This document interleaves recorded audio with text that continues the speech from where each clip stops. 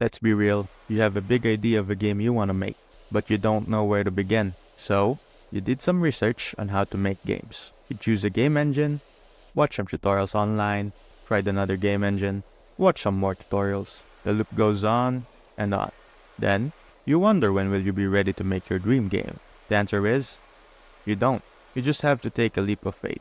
Sure, a lot of people will say, do this, do that. It all comes down to execution. You will never be ready, so might as well make it.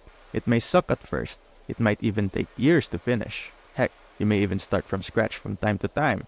The important part is, you learn by doing. Sure, you can make a plan to make small games first. It's a good plan, don't get me wrong. I also like that idea. But if you make small games from different genres because the scope is simple, then you'll never learn how to, quote-unquote, make your dream game.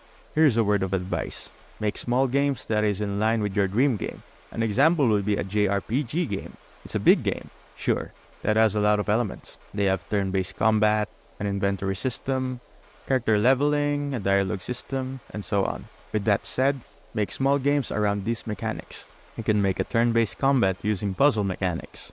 You can make an inventory game that you manage your space and sell to merchants for profit. In short, build your mechanics. Fall in love with the process of making games. The more you build the calluses of game development, the more you will be comfortable in making your dream game. And the most important part of the equation, learn to finish and publish your game. Sure, some people will give bad reviews. Learn to roll with the punches. You can't control the responses, but you can control your game experience. Have a thick skin, but have an open mind. That is why playtesting is really important. If you don't have access to a player base, build a community of people that will care. You can start with your friends and family. You will get good reviews most of the time, but it's a start. Just look out for cues and only observe. Don't tell them how to play your game, and you'll notice the things you will need to improve on. If you want something extreme, visit a public space and have people try your game.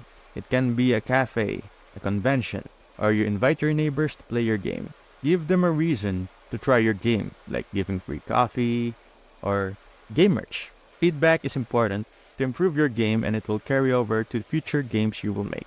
In conclusion, start making your dream game, but don't do it all at once. Learn how to make games first. Fall in love with the process. 10,000 hours is a long time, but you gotta take those steps to reach mastery. Feedback has tons of noise. Learn to observe and listen.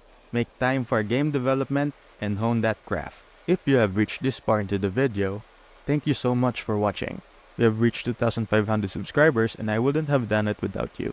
I'll still make tutorial videos in the future with a short format, but I'll start making game dev advice and motivational videos for you. I am feeling a little burned out.